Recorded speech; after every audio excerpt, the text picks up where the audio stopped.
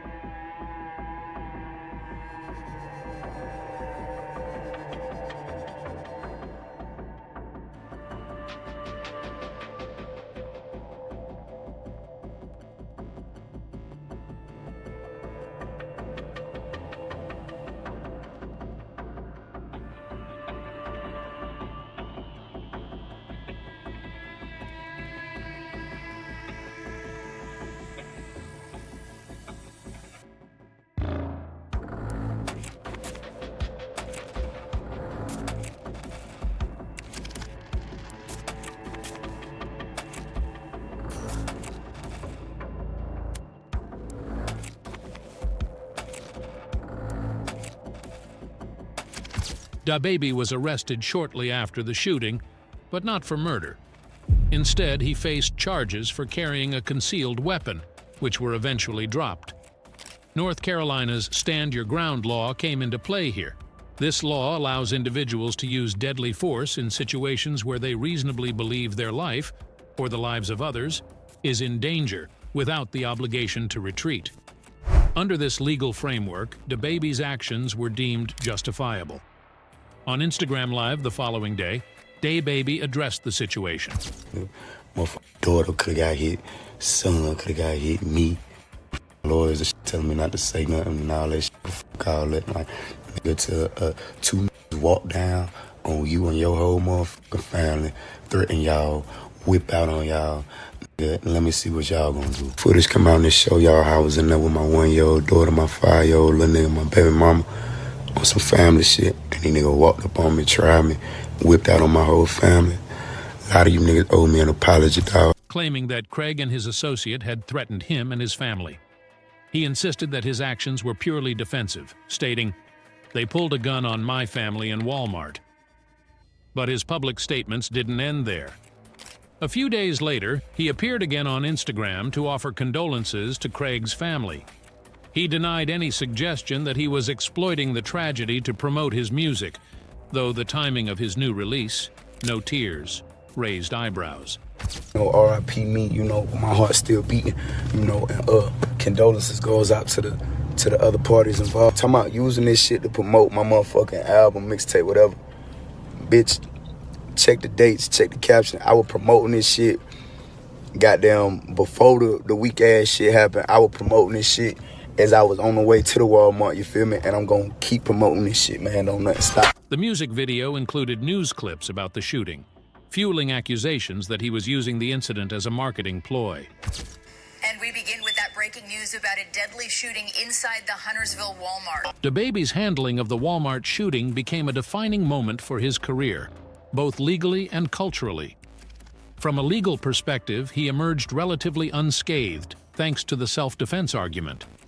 But culturally, the shooting added a layer of authenticity to his persona. Hip-hop has long had a complex relationship with violence. For better or worse, incidents like these can bolster a rapper's credibility. In DaBaby's case, the Walmart shooting positioned him as a real one, someone who doesn't just talk tough in his lyrics, but lives by those same principles. For some fans, this authenticity made him more compelling. For others, it raised questions about the glorification of violence in the music industry. It was at a nightclub where I guess someone ran up on you? Yeah, they hit somebody.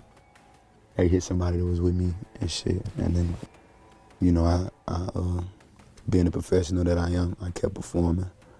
You know what I mean? And then they attempted to, you know, I guess try to come hit me. And I stopped it from happening. But that ain't, you know, that ain't a reflection of the way we do business, though. You know, right, I like to leave with everybody happy. Right, because ultimately it's bad for business. A club not having security good enough to keep that shit from happening, that's bad for business too. And that ain't only bad for business, you know, that's just bad for my livelihood altogether. Yeah. And that's more important than business, because if I ain't living, ain't no business. Do you feel like more people are just trying to test you as you're out? I mean, that's regular shit, you know what I mean? Like, I ain't gonna be no crybaby about it, you know? That's what happened, like. I mean, have you had to beef up security and stuff like that? Nah, but I should. Yeah. I am. You know, Yeah. this was Like, going on, 'cause I I'm always getting too tell much money now. Like, I always tell everybody I have security. yeah, I'm getting too much money. I'm about to start having these niggas Yeah. flip your mother. In January 2019, just 2 months after the shooting, he signed a deal with Interscope Records. His debut album, Baby on Baby, dropped shortly after, featuring hit singles like Sujay and Babysitter. Both tracks showcased DaBaby's charisma, humor, and undeniable talent. But the shadow of the Walmart incident loomed large. It became part of his origin story, a testament to his survival and his unshakable confidence. Daughter of G, she saw me killing in front of her before the H. And any touch me, catch your body like boost. Try me, I'm shoot. No back and forth, just up and then blow. Not everyone was impressed with how DaBaby navigated the aftermath of the shooting. Some critics accused him of being opportunistic, pointing to the use of the shooting in his promotional materials as evidence. Others questioned whether the situation really required deadly force. Was there no other way to de-escalate the confrontation? There's also the matter of Craig himself. At just 19 years old, he was far from a hardened criminal. His death, while ruled a legal consequence of self-defense, remains a tragic loss. For Craig's family, the narrative of DaBaby as a hero rings hollow. They've expressed frustration at how their son's death has been overshadowed by DaBaby's rising stardom. The Walmart shooting also reignited discussions about stand-your-ground laws. Supporters argue that these laws protect individuals who are forced to act in life-threatening situations. Critics, however, contend that they can be misused to justify unnecessary violence. In DaBaby's case, the law worked in his favor. But the incident serves as a reminder of how quickly everyday situations can escalate into life-or-death confrontations, particularly in a country where firearms are so prevalent. Since the Walmart shooting, DaBaby has continued to dominate the rap scene, releasing chart-topping albums and securing collaborations with some of the biggest names in music. Yet the incident remains a pivotal chapter in his story, a moment that forever altered the trajectory of his life. Whether you see him as a hero, a survivor, or someone who capitalized on a tragedy, there's no denying that DaBaby's story is a reflection of the complicated intersection of fame, violence, and self-defense laws in America. The Walmart shooting may have started as a tragedy, but for DaBaby it became a turning point, a moment that solidified his reputation as both a polarizing figure and an undeniable force in hip-hop. What do you think? Was DaBaby justified in his actions, or could things have gone differently? Let us know in the comments below, and don't forget to like, share, and subscribe for more deep dives into the biggest stories in music.